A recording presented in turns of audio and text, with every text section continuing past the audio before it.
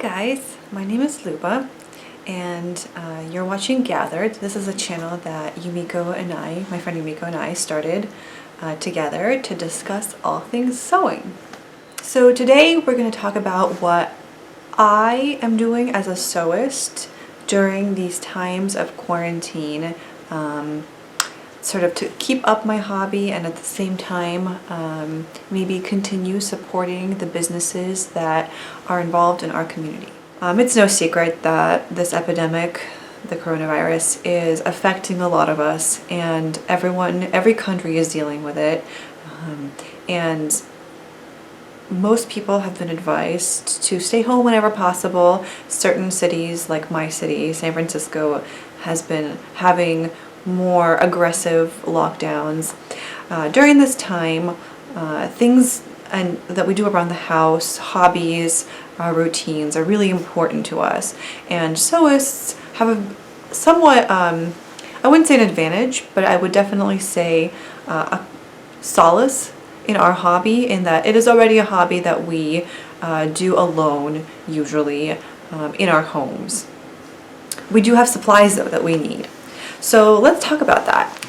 So one thing that I have read people doing, and I think that I will be doing as well, is ordering patterns from third-party sellers. So the reason why this helps the pattern companies is that it supports multiple levels of businesses. So it not only supports the pattern companies, but it also supports the people who are selling them. And the people who are selling them are also a very valuable part of our community. For example, the first example that comes to mind is the Fold Line, thefoldline.com, and they continue to ship things and ship patterns, PDF patterns. They're a big part of our community, and it doesn't hurt to support them, and you might be paying a few extra cents, but it's a big help. Another thing that you could do, that I will be doing, that I have been doing, is downloading PDFs. I'm normally not the kind of sewist who likes PDFs and don't really like sticking pieces of paper together. That's not part of my sewing hobby. But I will say that it's a really great way to continue getting new patterns. Sometimes, you know, for me, I prefer paper patterns and I prefer to go to the store to get them. However, right now, when it's time to be isolated, PDF patterns are a great way to stay home and yet get that new shipments of patterns. Another thing that I've been doing has been sewing through my stash. It's very tempting every time a new project comes along, every time I get a new pattern, to start shopping for fabric and start looking at things that are new and exciting. My stash can be new and exciting, and has been actually. The problem with not sewing through my stash, or the advantage, however you look at it, is that there are a lot of things in there that I haven't seen in a while. So sometimes going through that is brand new and it's exciting. A lot of the fabric stores right now that are being asked to close, they actually continue delivering online. The post service is still working, so it's really great to order online fabric if you need fabric to continue sewing. So it's a great way to support those local businesses, or even maybe not so local, but who are still experiencing lockdowns. Just make sure to sanitize, or to put your packages in a state of quarantine themselves for maybe 3 days. That's, I think, the most recent number for how long it takes for the virus to die down outside the host.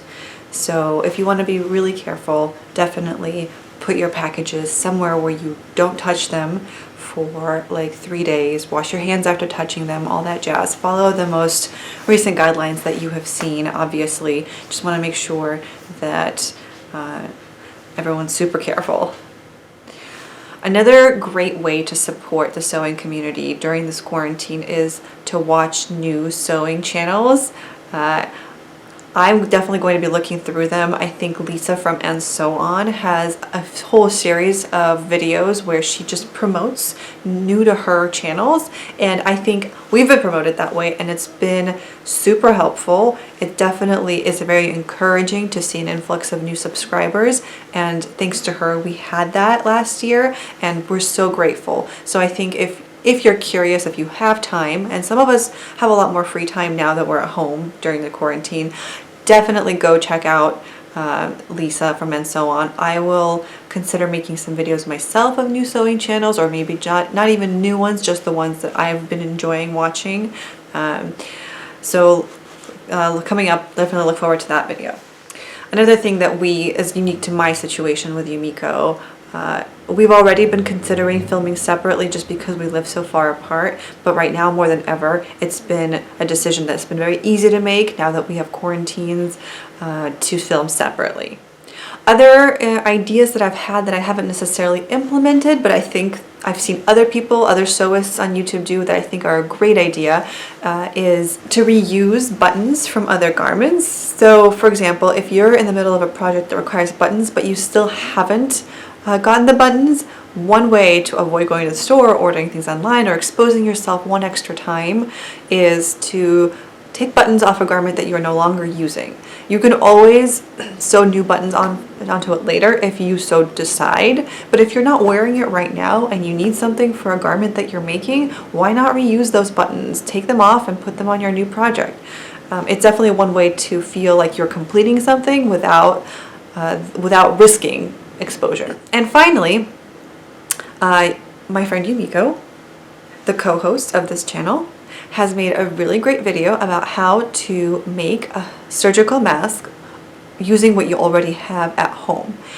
Now, there's a huge caveat to this, that surgical masks are not useful for everyone, but if you feel so inclined, or if you feel and have decided for yourself that it'll be useful for you, that is one great way that you can save money, that you can avoid lines for those surgical masks, that you can get around the lack of inventory right now. Definitely do some research into which mask you want to make and whether this would be a good option for you. These masks do not have ventilators. They're not P95 masks, but if you're, for example, coughing and don't want to risk infecting your other family members, or maybe if you have to go outside, maybe they're a great option for you. I will link that video down below and maybe in a card, so definitely go check it out. As always, thank you so much for watching, and I hope that you are encouraged to continue sewing through this difficult time. Definitely very unfortunate that this is happening around the world, but all we can do is look at the bright side, and if you need medical help, please call your doctor. As always, don't rely on people on the internet telling you anything weird. Aside from that, if you're feeling well, these are some good options to keep you going through this tough time. Stay well, keep sewing. Talk to you soon. Bye.